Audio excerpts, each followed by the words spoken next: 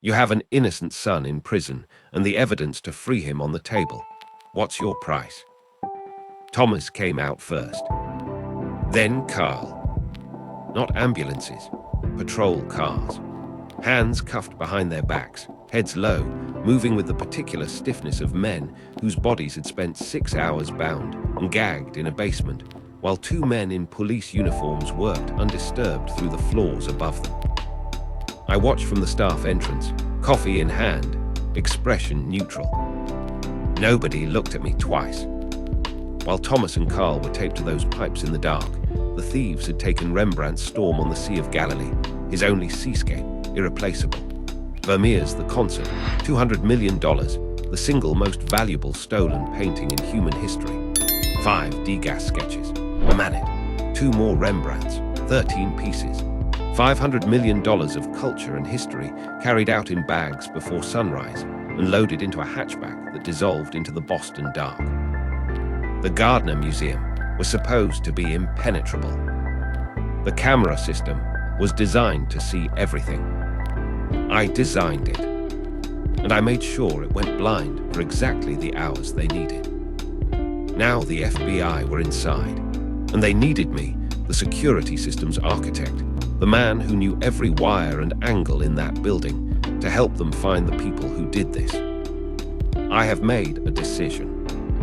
I cannot go back from it. Don't judge me yet. Read every word first, because what made me do this is going to find something in you that you are not ready for.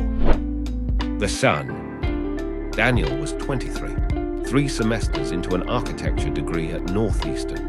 Saturday mornings, he coached youth basketball in Roxbury because he believed in showing up for kids who had nobody consistent. Sundays, he called his mother without being reminded.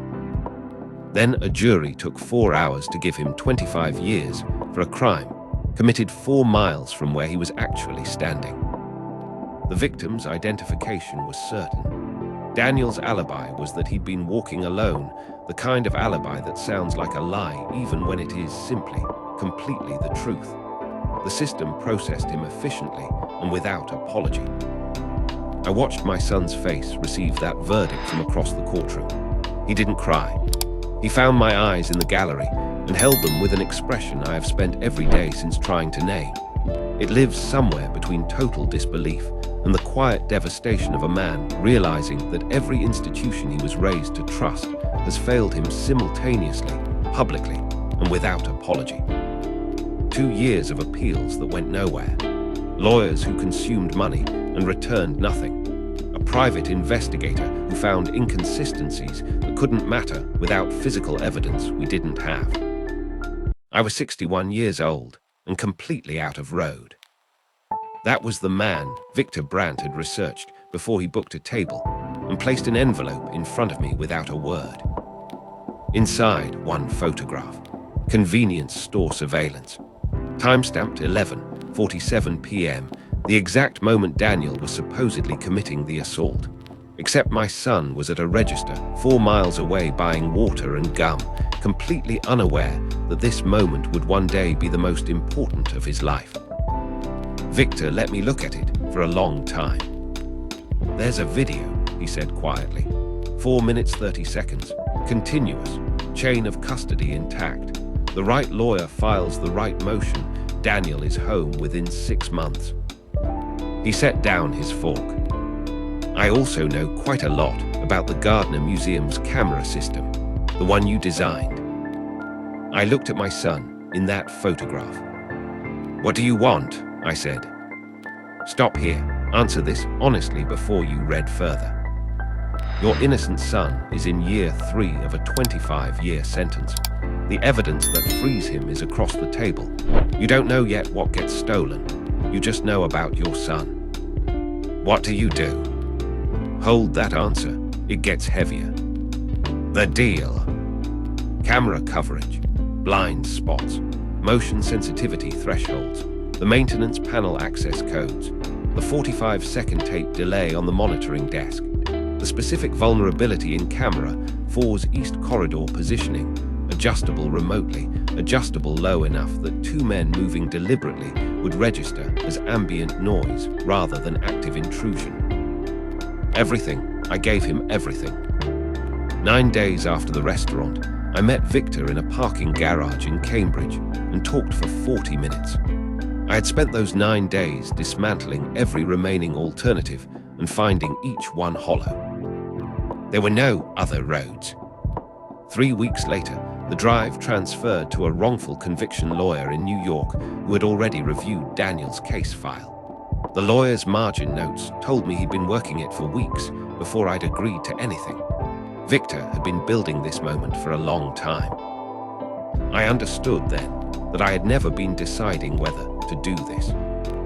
I had only been deciding how long it would take me to accept that I would. The morning after.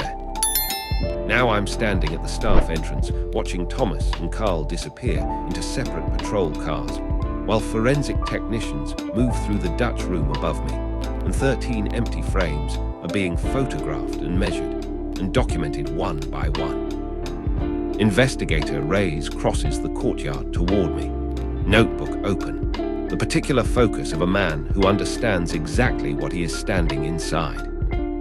He needs my expertise, needs me to walk him through the camera architecture, identify what the footage captured, help reconstruct the night. I nod, I follow him inside. I perform the composure of a man processing professional shock. For 3 hours I am meticulous, cooperative, thorough.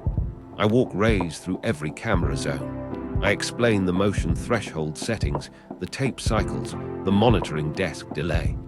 I give him everything that makes me look like an expert fully invested in solving this. Then he pulls up camera 4. East Corridor, a firmware update 11 days before the heist, routine, authorized by me, forgotten by me, had reset the motion sensitivity to factory default. Full capture, high resolution.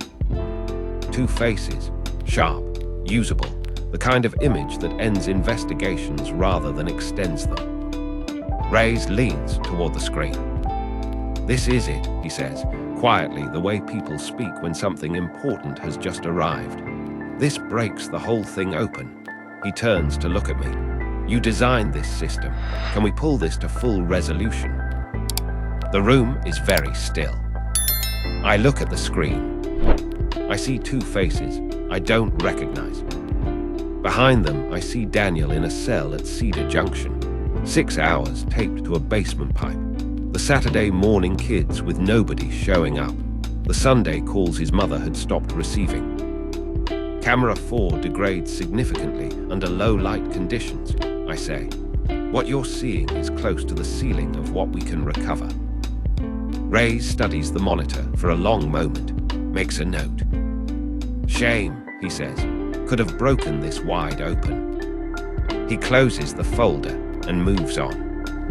What neither of us knows yet, what I will only learn 4 months later from a contact inside the investigation, is that Reyes had already sent a preliminary frame from camera 4 to the FBI's image enhancement unit in Quantico, Virginia, before he showed it to me. The unit had flagged it as workable. They were preparing a full enhancement request, the kind that, in 1990, took specialist equipment and several weeks to process. 2 days after I told Reyes the footage was at its ceiling, he filed an internal memo reclassifying camera 4's footage as insufficient for further analysis. The Quantico request was cancelled. The most valuable lead in the largest art heist in American history died in a memo filed by a man acting on my professional assessment. Reyes never knew. Neither did Quantico. I found out and said nothing. That is the part I've never told anyone until now. November 1990. Daniel walked out of Cedar Junction on a cold Thursday morning, 7 months after the heist. The lawyer filed in April. A judge reviewed the continuous convenience store footage in September and wrote the words "fundamental miscarriage of justice" in a formal opinion I have since read so many times the paper has softened at the folds. The state of Massachusetts, upon reviewing the wrongful conviction, issued a compensation settlement of $1.2 million. 25 years reduced to 2 years and 8 months. Compensation calculated against lost earnings. lost education, punitive damages for a system that had failed a young man without apology and needed, at minimum, to acknowledge that failure in a language it understood. $1.2 million handed to my son in a conference room, while his lawyer shook hands and the state representative across the table looked at a fixed point on the wall. I was not in that room. Daniel had asked me to wait outside. He was in there for 40 minutes. When he came out, his eyes were red, but his jaw was set, and he walked past me and pushed through the door to the street, and I followed him out into the November air, and we stood on the sidewalk in silence for a while. He never asked where the evidence came from. I have asked myself across 30 years whether that was because he trusted me completely or because some part of him already knew and had decided in that conference room to choose his father anyway. I don't know which answer I can live with more easily. Both of them cost something. What 30 years looks like. Daniel rebuilt, finished the degree, designs public schools and community centers across Boston now, buildings where children learn in spaces built by a man who understands, from the inside, what it means when a system either holds you or fails you. His daughter is 9 years old. She calls me on Sundays. She has his laugh. Victor Brandt died in 2019. Cardiac arrest. 71 years old. Survived by a wife and 2 sons. I read the obituary twice and felt something I have never successfully named. Relief is the wrong word. Closure is too clean. It was something closer to a door locking from the outside. The last living connection between me and the heist, sealed permanently, without ceremony, in a Providence newspaper's death notices. The FBI tip line has been active for 30 years. The reward stands at $100 million, the largest ever offered for stolen art in history. Unclaimed. 30 years of leads, whisper networks, organized crime theories, international art crime investigations, documentary treatments, congressional interest. Nobody has called with the information that matters. The gardener still displays the empty frames exactly where the paintings hung. Isabella Stewart Gardner's explicit instruction, nothing moved, nothing replaced, without her personal authorization. She died in 1924. The frames stay. 13 rectangles of absence on the walls of the Dutch room. Every visitor who stands before them is standing before a decision made in a monitoring room on a March morning. When a man said this breaks the whole thing open, and I said the resolution degrades under low light. I am 78 years old. Victor is gone. The Quantico request that could have changed everything was cancelled 30 years ago based on my professional word. And I am still the only living person who knows all of it. The question, $100 million, unclaimed, 30 years. One phone call ends it. One phone call also ends Daniel, his daughter, the Sunday calls, everything I chose him over. Maybe the paintings are already gone, dissolved into 30 years of silence and bad storage. Maybe the call costs everything and recovers dust. Maybe Vermeer's concert is behind a door somewhere right now, in the dark, waiting, because I chose my son over a monitor in 1990. I would choose him again. Every time, without hesitation. But I am 78 years old, and I cannot carry camera 4 alone any further. So I am giving it to you. One innocent son, $500 million of stolen history, 13 empty frames, $100 million reward nobody has touched in 30 years. Is there a number of Rembrandts that equals one innocent son? Would you have made that call in the parking garage, or would you have let Daniel rot? Don't answer quickly, answer honestly. Then tell me, does Raymond Castle pick up that phone?